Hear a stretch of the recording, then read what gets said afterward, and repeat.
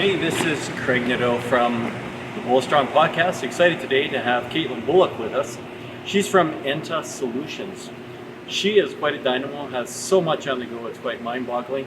In any case, let's jump right into it, and this is Katelyn Bullock. Cool. Okay, well, Katelyn, welcome to the show. You're Thank you. Katelyn Bullock. I'm Craig Nadeau with the Bull Strong podcast. Great to have you on the show, and hopefully we can have a good conversation and just learn a little bit more about you. I'm curious about a lot about what you guys have been doing, and I do have a bit of a curiosity a lot about culture and company branding and that sort of thing. Yeah. And as you know, like our business at Partner, we do staffing, and so we're always running head to head into companies with it's kind of the external message that they put out, and then when we have candidates going into those companies, they're being hit with these external messages. So in any case, welcome to the show. How are you? I'm well. Thank you for having me on. Good. And so your company, you're running a company, and it's called, tell us about Enta Solutions. Yeah. Okay. And what's the quick summary of the business? We're going to link it so people can look, but what's the quick summary? Absolutely. Me and my business partner, Adam Colazetti, started Enta 2013, and we started out to animate business culture, helping businesses take it off the wall and put it into action. So really implementing the values, the vision, and the mission and making it real. Yeah. Why did you get into it?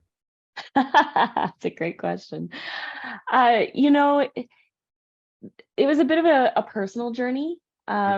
I'm an engineer. Yeah, I saw that. That's pretty neat. Right. And so, and like, you ever do those personality tests, like the Myers-Briggs or the, right? Yes. Okay, so I actually test like way extreme in the percentile of like extremely strategic and extremely motivated. I'm essentially predisposed to be like a tyrannical leader, like bulldoze of anybody over. And in fact, my first career, I worked for a big construction company, and my nickname was the Bulldog. Right. So it was not my natural state. My natural state was very strategic and motivated and just get it done kind of. And when I started out 7 years with that construction company, and then I decided, because they weren't moving as fast as I wanted to move, I'm like, I'll start my own business, as one does. And then I had my first client, and about 3 months in, they very nicely pulled me aside and said, we're going to put you into some extensive emotional intelligence training.